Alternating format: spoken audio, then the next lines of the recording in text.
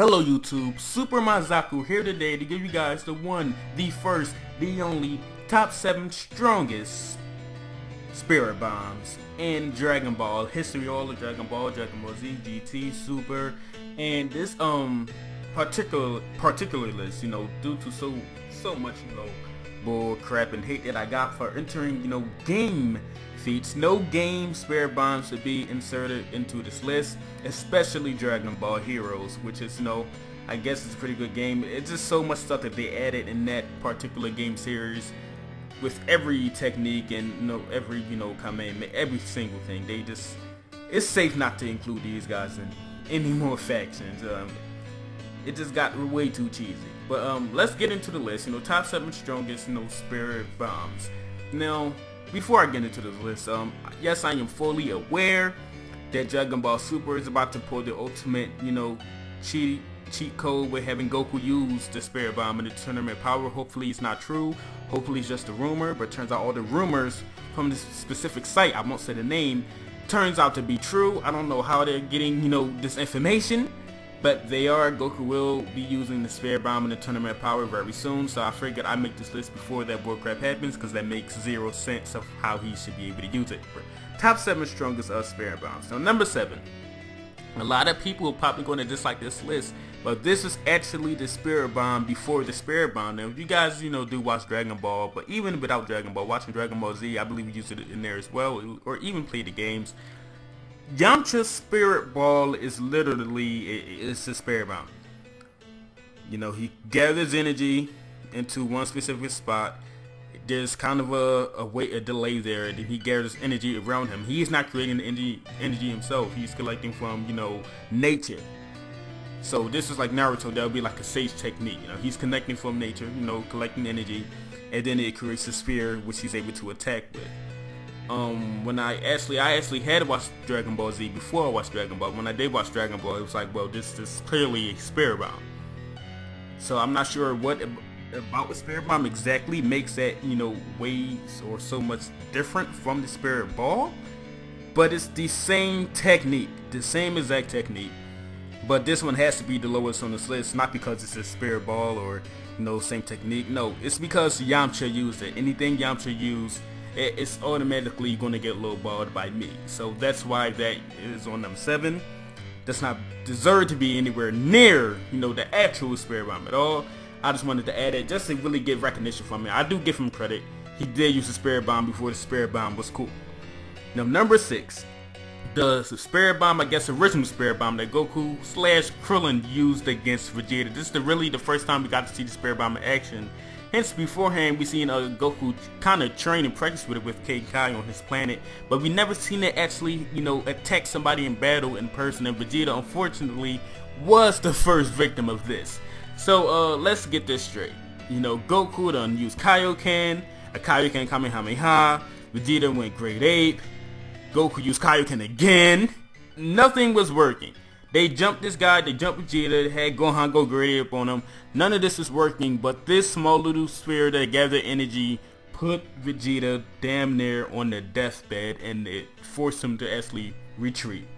He could not leave, because Krillin, thank you, I would have just killed him. But Vegeta, he could not really leave on his own 2 feet. And number 5, we have the Namek Spirit Bomb. No, it's not a Namek using the Spirit Bomb. It is Goku with his amazing, and yes, I mean amazing and underrated, definitely overlasting battle with Frieza. Like, seriously, that's the longest fight in anime history. For what damn reason, I'm not sure. But his fight with Frieza, Goku then, after not getting his ass kicked, but realizing that this Kaioken times 20, Kamehameha, all this stuff isn't working against Frieza, who was at that time closer to a Super Saiyan level. So Goku then, put out a last resort and decided to use Spirit Bomb at the expense of Piccolo getting his ass kicked. And the Spirit Bomb this is like really the first time we got to see the Spirit Bomb, the Spirit Bomb that we remember it for, a big ass sphere that Goku is hovering over his head, full of energy. And to be honest, this is, Spirit Bomb. Although it's called a Namek Spirit Bomb, he got energy from, the planet, the trees, because damn near every Namekian was dead. In some small little distant planets that are right outside of Namek, he used some of their energy as well.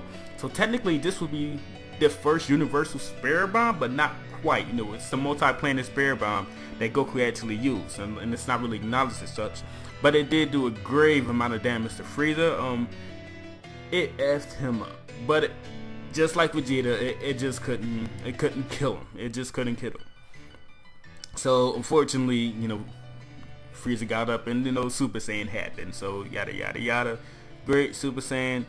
Goku beats Frieza, doesn't kill him for some reason. We don't know why. But the Spirit Bomb is definitely one of the key points, one of the high marks of that battle. A lot of people seem to always remember the Super Saiyan stuff. That's cool and all.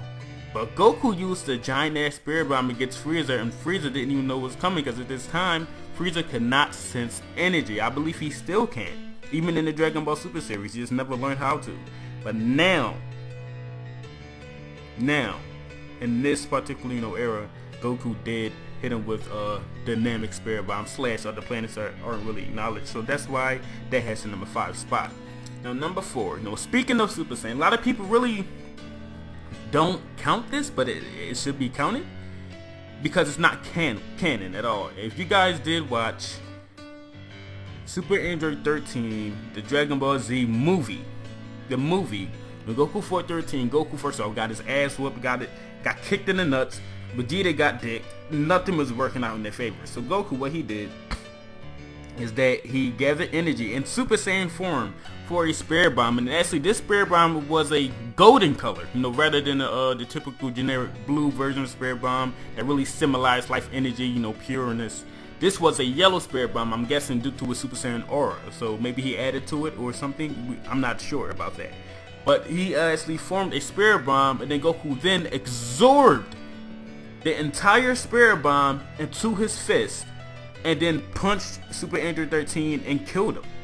This is the first time we actually, this is the only time that we've seen a Spirit Bomb get absorbed by the actual user. So that was new, that was very unique, and it was a good call by the movie writers who wrote the movie, and it ended it very well. You know, even though I still think that, I think Goku couldn't throw a Spirit Bomb at Super Android 13. If he could absorb energy, I'm not sure if he could though. I think Goku could have just thrown a Spirit Bomb at him and it still would have worked, but they wanted to try something different, and it actually worked.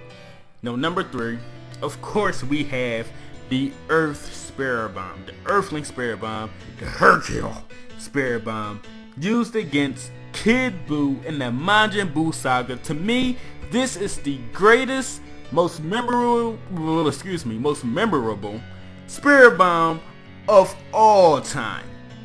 This even symbolized the creation of Oob. This Spirit Bomb was this is the only time in Dragon Ball Z that Goku actually killed somebody. Because he didn't kill Raditz, he didn't kill Cell, he didn't kill Frieza. This is the only time that Goku killed somebody, and the only time Goku really acknowledged that, look, listen, I can't really beat this guy alone. Because with Cell, he didn't really do that. He just said, here, son, you got this. Frieza, he was being selfish, so everybody leave. I got this. So this is the first time that it was an actual team effort. A lot of people don't want to give Hercule his credit for this Spirit Bomb, but had it not been for his voice, Goku would have not gotten the energy that was needed, that was required to kill Majin Buu, and they all would have died right there on that Kai's planet. So Hercule, Vegeta, Fat Buu, Goku, everyone on Earth, Goten, Trunks, everybody has something to do with this Spirit Bomb, and that is what makes it so freaking special. This Spirit Bomb is the greatest Spirit Bomb of all time. May not be the strongest, but to me it's the most memorable one. This is the iconic Spirit Bomb, the ideal Spirit Bomb, and it was used to beat Majin Buu, and it symbolized the end of Dragon Ball Z, the final Spirit Bomb, the very first technique that he learned from King Kai. It could be the second if you count the Kaioken. And it just meant a lot, Goku came back, finally defeated the enemy. Because last time it was Gohan, but nobody really liked him. I thought it was pretty cool, but it didn't sell well to the crowd. So when Ekra came back for a third saga with the Buu saga, he decided to end things off with Goku, and this was a spectacular way to end it all with the Earth Spirit Bomb. Very amazing, very well written, and the animation in this Dragon Ball Z at this time frame was to die for. Hopefully Super can pick up on animation such as this that was over 20 years ago, but whatever. And speaking of Super, number 2 on this list is the biggest AssPull And one of the biggest AssPulls, excuse me, in anime history. Freaking Trunks' Spirit Bomb of Hope sword. Yes, the one he used to defeat Zamasu when the final Kamehameha could not. From Super Saiyan Blue Vegito, a final Kamehameha could not finish off Zamasu, but this Spirit Bomb absorbed into a freaking sword worked for some reason. For some reason it worked. This is really, oh man, I'm absurd. First off, I would personally like to apologize for this list and having this bullcrap over the Earth Spirit Bomb. Sure, it's cool, the Earth Spirit Bomb beat Kid Buu, but Zamasu / freaking Black Goku was on a completely different power scale than Kid Buu.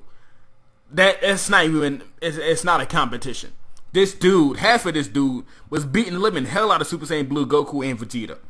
So when they formed this ultimate being and fused, it was hard to beat him. Even the final Kamehameha didn't do the job. Vegito did not do the job. Oh no, but here comes Big Bad Trunks for some reason, who has Super Saiyan Blue aura around the Super Saiyan hair, forms this freaking Spirit Bomb on this dead ass planet, and uses energy from Goku and freaking Vegeta. But Goku and freaking Vegeta fused didn't do jack shit to Zamasu. Forms a freaking Spirit Bomb into a sword, and with one swipe, it is all over. Are you kidding me? You can't be serious. Why was this written in a series? Makes no damn sense. No goddamn sense. I can't believe that this is even on this list. But that's number 2. Oh,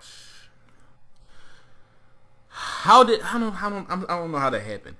But at least it's only number 2. And it's a Dragon Ball Super technique, which sucks. But at least here's a big spit in the face.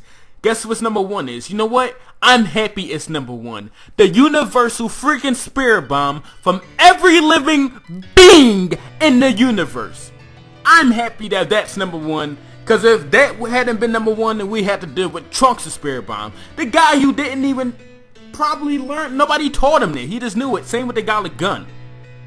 But at least the number 1 Spirit Bomb is used by Goku. At least that. At least we can get that still. So I'm happy, that's an option. Goku can still get his Spirit Bomb. At the end of the day, the Universe Spirit Bomb used against Omega Shenron.